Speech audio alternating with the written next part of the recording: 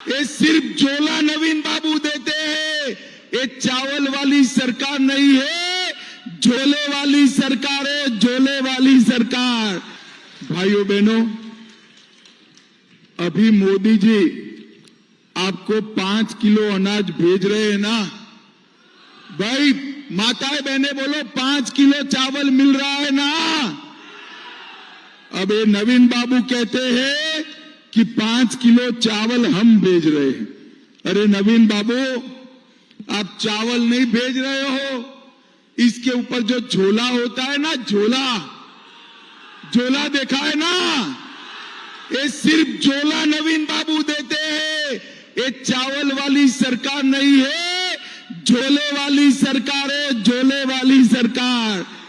आदिवासी माताओं, मुझे बताओ, झोला कोई खा सकता है क्या?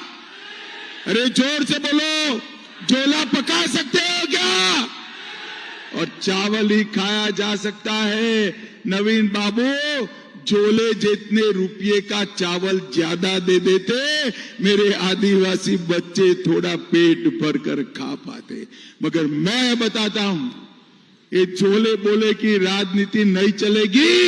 हर आदिवासी भाई बहन को 5 किलो अनाज 2029 तक नरेंद्र मोदी और भारतीय जनता पार्टी की सरकार मुफ्त में देने वाली है। One ration card. हमारा कोई भी आदमी बाहर काम पे जाता है, उसको सस्ता अनाज नहीं मिलता है।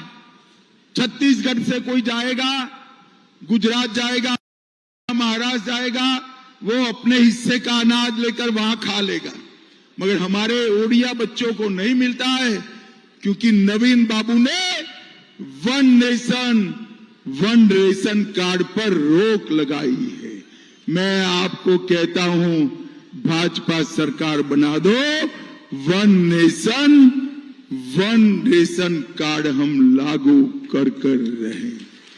ये क्योंझर के अंदर 2400 करोड़ रुपया से मोदी जी ने गांव के रोड बनाए। 1100 करोड़ रुपया से सिंगरा से बिंजा बहल खंड को 4 लेन किया। 162 kilometre Banspani, देतारी, tonka, जखारपुर railway line पूरी कर दी। केंदुर जारगढ़ और झारोली रेलवे स्टेशन नए बन रहे हैं। सिमिली पलकाई चटनी को जीआई टैग दिया। लगभग 3,50,000 घर बनाए। लगभग 12,000 हेक्टेयर में माइक्रो इरिगेशन किया। 8,12,000 शौचालय बनाए। 6,70,000 घरों में पीने का पानी पहुंचाया। और फसल बीमा योजना भी 1,65,000 करोड़ लोगों को, 1,65,000 लोगों को दी। भाइयों बहनों, अंत में मैं पूछना चाहता हूं, अयोध्या में राम मंदिर बनना चाहिए था या नहीं बनना चाहिए था? माताएं बहनें भी बोले, बनना चाहिए था या नहीं बनना चाहिए था? एक कांग्रेस पार्टी सालों से राम मंदिर को रोक कर रखी थी।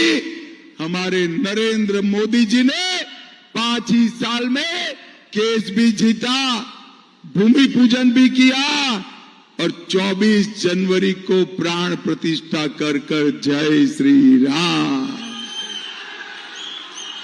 भाइयों बहनों, नवीन बाबू और उनके बाबू दोस्त ये राम महोत्सव रोकते थे। मुझे बताइए, उत्कल प्रदेश वालों बताइए, राम महोत्सव रोकना चाहिए था क्या? जोर से बोलो, रोकना चाहिए। जोर से बोलो, रोकना चाहिए। जो राम महोत्सव रोकता है, इसके साथ हम जा सकते हैं क्या? भाइयों, महाप्रभु जगन्नाथ, उसके चारों दरवाजे हमारे आदिवासी भाइयों के लिए खुले रहते थे। 3 दरवाजे बंद कर दिए। कोई बात नहीं नवीन बाबू, करो जो करना है वो। 1 तारीख के बाद भाजपा सरकार बननी है। चारों दरवाजे खोलकर हम जगन्नाथ जी का दर्शन करेंगे। ये रत्न भंडार जगन्नाथ जी का मेरा गरीब से गरीब आदिवासी भाई पीढ़ियों से जगन्नाथ जी को जो भाव में आता है वो चढ़ाता है। ये रत्न भंडार में आया हुआ एक एक रुपया, एक एक ग्राम सोना, एक एक ग्राम चांदी महाप्रभु जगन्नाथ का है। और रत्न भंडार की चाबियां घूम डुप्लीकेट चाबी बनाई, हिसाब नहीं देते कितनी बार खोला है। मैं आज कहकर जाता हूं, जांच आयोग का रिपोर्ट भाजपा सरकार 100 दिन में प्रकाशित कर रत्न भंडार के खजाने के चोरों को सजा कराने का काम भारतीय जनता पार्टी करेगी। भाइयों बहनों, मैं जब यहां आया हूं तब आप सभी को बताने आया हूं, भाइयों बहनों, नरेंद्र मोदी जी ने देश को सुरक्षित करने का काम किया है। मुझे बताओ आप लोग, कश्मीर से धारा 370 हटनी चाहिए थी या नहीं हटनी चाहिए थी? अरे जोर से बोलो, कश्मीर हमारा है या नहीं है? और जोर से बोलो, है या नहीं है? एक कांग्रेस के अध्यक्ष कहते हैं राजस्थान और उड़ीसा वालों को कश्मीर से क्या लेन देन?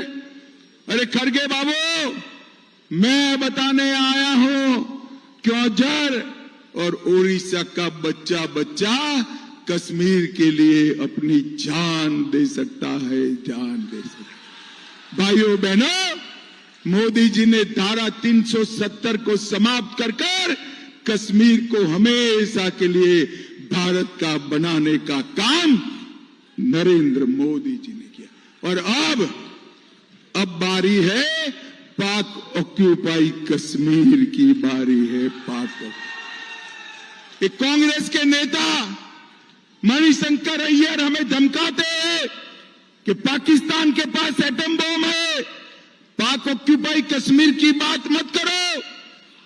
अरे मणिशंकर अय्यर, आपको डरना है तो डरो, राहुल बाबा को डरना है तो डरे, हम तो भारतीय जनता पार्टी के कार्यकर्ता हैं, हम नहीं डरते हैं। मैं 8 डंके की चोट पर मेरे आदिवासी भाइयों बहनों के सामने कहकर जाता हूं, पाक ऑक्यूपाई कश्मीर हमारा है, रहेगा और उसको हम लेकर रहेंगे, वो हमारा है।